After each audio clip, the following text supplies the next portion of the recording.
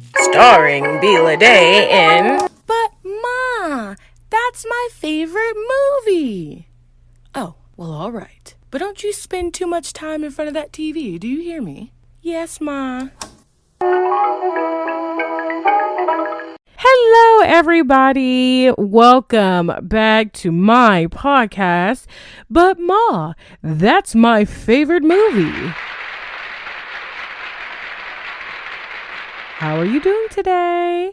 I hope today is treating you well. I am your host, B. Lede. And I must, before we go any further, thank all of my listeners. Thank you so much for tuning into the show today, tonight, whatever time of day it is. And if you are a returning listener, I appreciate you. Thank you so much for tuning in time and time again. Or if, this is your only second episode, whatever the case may be, thank you. I appreciate the support. Now, if you are a new listener, well then welcome. Hello there. You are in for a treat today, and I hope this treat keeps you coming back for more. All right, so this episode, it's going to be in dedication to Halloween Eve. I wanted to get it popping. I wanted to jump and get us into the spooky spirit. And what's more spooky than talking about some true crime? Yes, I love some true crime. There are some podcasts that I listen to that have true crime content that I absolutely adore. And so I figure, why not have a theme where we talk about movies that were made about real true crime scenarios? So without further ado, our episode today is titled, But Ma, That's My Favorite True Crime Movie. And I think I picked some very good true crime stories and maybe some that you've never even heard about. I do feel as these two movies could be pretty obscure. I fortunately grew up, watched these movies, and just remember them like I had just seen them, yesterday for the first time. Now, I have to go ahead and provide a warning, okay?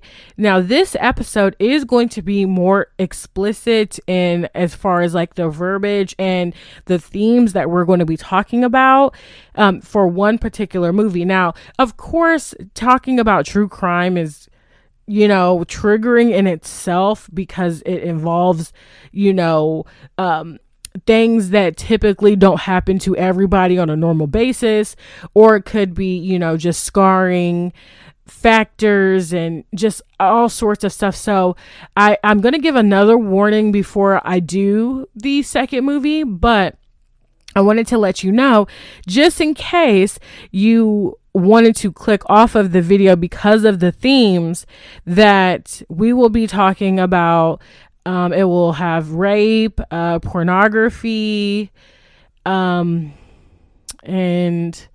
those are like the main things. And I guess in regards to like sexual things, not like I'm going in depth or, elaborating on it, but those things will be mentioned. So if that is triggering for you, then I suggest that you do click off for the second movie. Now, if you don't want to hear about the first movie, then fine. But those are just some trigger warnings. And I give those because this podcast is pretty clean for the most part. I know I do have some episodes where I mark them as explicit, and it's because I used a few cuss words, and a lot of people are sensitive to things like that. So I want to make sure that my listeners are aware, like, hey, this is what's going on, because this is completely out of the norm versus you going to a true crime podcast and literally expecting to hear things like that, right? So yeah, we're gonna go ahead and get into this. Another thing too, before I do get started, I normally do the whole quote thing where I quote, a line in a movie. I'm actually not going to do it in this episode. I don't think there's anything quotable about these movies because normally when I come up with these quotes, it's in fun, right? But this isn't. It's okay. This is going to sound weird. It's a fun subject because true crime is interesting. That's the in thing right now. But it's not fun what's happened to these people. And I don't know. It's just, I'm not comfortable with, kind of doing that. I know I do that in all my episodes, but this one and any other ones, like when I do a part 2, part 3, whatever parts I do of true crime, I'm not going to be getting into the quotes. It just doesn't feel right for this particular theme. All right, so we're going to go ahead and get into this first movie here, which is titled David. So this movie was released October 25th, 1988. It's directed by John Erman, and I thought this was super interesting. He also directed Roots and the Blackwater Lightship. And the writer of the teleplay is Stephanie Liss, and she also wrote Shameful Secrets. So this movie is based upon the book that David's mother wrote, and her name is Marie Rothenberg. And there was also a co-writer who was Mel White. So this teleplay was based off of the book that was written by the mother. So David is the son of Marie. Okay. And how I'm going to do this, I'm strictly going off of what the movie portrayed, what the movie showed. Because I feel as though the little bit of research that I did, and especially because this movie was based off of the book that was written by the mother, I feel safe to say that it's pretty accurate to what happened in the situation. There wasn't anything too drastic that happened in the movie that didn't happen in the book. And even when looking up the behind the scenes information where they talk about just like if there was, normally they'll list if there were any major differences, and I didn't see anything like that. So we're going to base it just off of the movie here. Okay. So Marie Rothenberg, who's played by Bernadette Peters, has sole custody of David, who's played by Matthew Lawrence. She works, she takes care of her son, and she has a new boyfriend named John, who is played by Dan Lauria. And then there is Charles, who is her ex-husband, who's played by John Glover. And Charles is the man who she did have David with. And they have a very rocky relationship as they are learning to co-parent with each other, okay?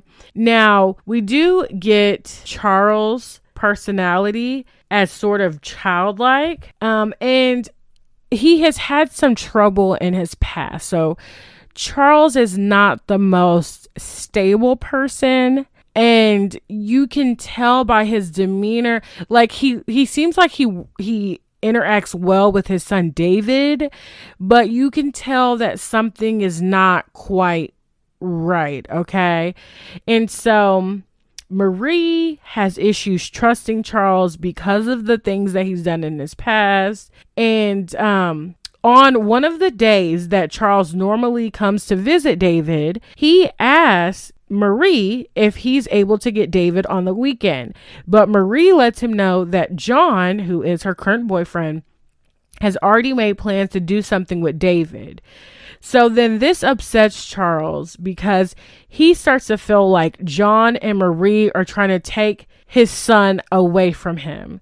And then this starts this argument between Marie and John, right? Because John he's still kind of in the mindset, I guess, kind of like they're together or that he should be made a priority.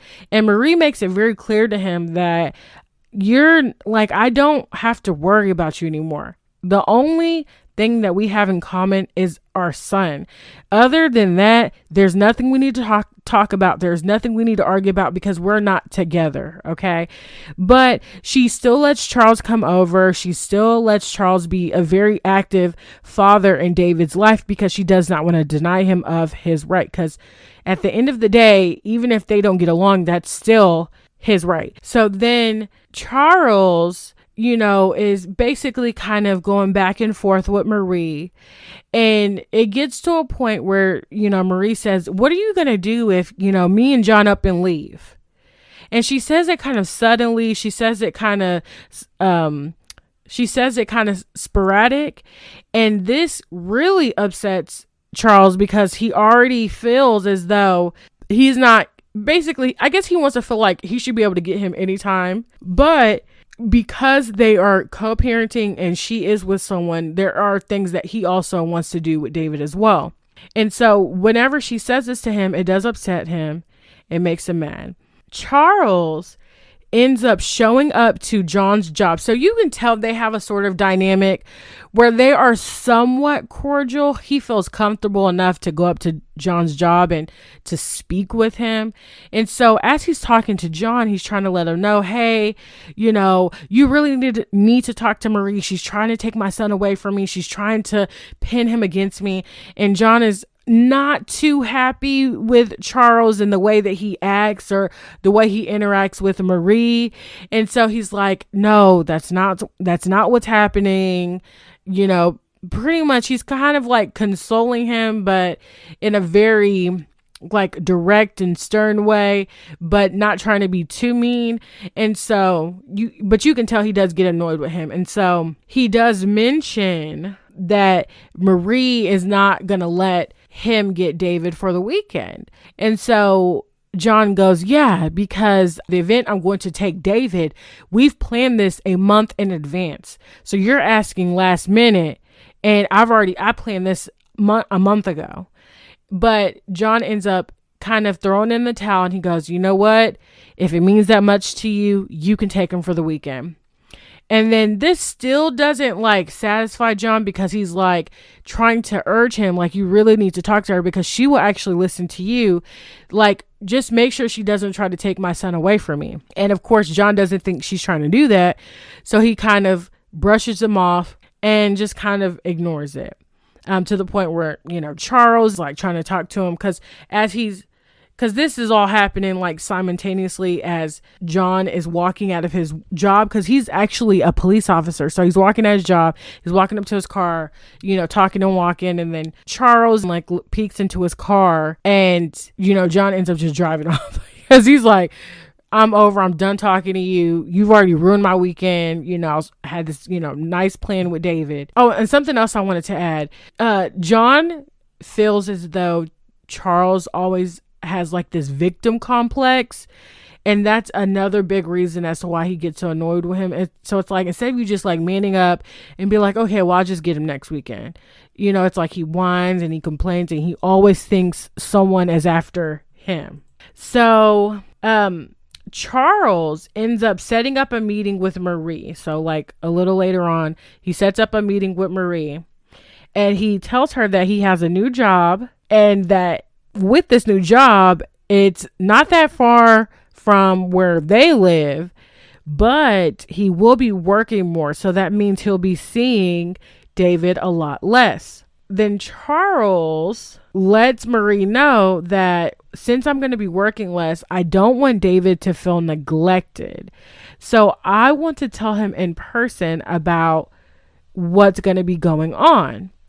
And then he breaks it to her. I think I should spend, a whole week with him because my job doesn't start in like 6 days. So this will give me like kind of my final moments where we could spend all this time together. And then while we're doing that, I can break it down to him about, the new change that's going to happen. And Marie is hesitant because he initially just wanted the weekend. So now he's asking for way more time and she already feels like he's not really stable. She doesn't really trust him that much. And so she's just hesitant. Hello, everyone. This is Bila Day. Sorry to interrupt this episode, but I just wanted to let you know that you were only listening to a preview. So if you would like to listen to the rest of this episode, then you can definitely go to the website, butmathat'smyfavoritemovie.com, or you can go directly to any of these platforms for the full episode. We are available on Podbean, Spotify, Apple Podcasts, Google Podcasts, iHeartRadio, Radio Public, Pocket Cast, Castbox. Please don't hesitate to follow the podcast on any of those platforms so that you can be notified anytime a new episode is available. If you didn't know, our primary release day is every Thursday, but be on the lookout for bonus content as well. Now, if you've listened to the But Ma, That's My Favorite Movie podcast before, that's awesome. Thank you. I appreciate it. So if you have a friend that loves movies like we do, then definitely go ahead and share this podcast with them. And if you're a new listener and you do end up enjoying the podcast, well, then you go ahead and share with a friend too. Also, don't forget to like any of our social media pages so that you can also get updates and regular information about the podcast and about any of the episodes that are coming up. The social media sites that we have a presence on are Facebook, Instagram, and Twitter. And also, if you want to leave a review, whether constructive or positive, we'd appreciate that too. All right, go ahead and get over to one of the other platforms so we can finish getting into the rest of these movies.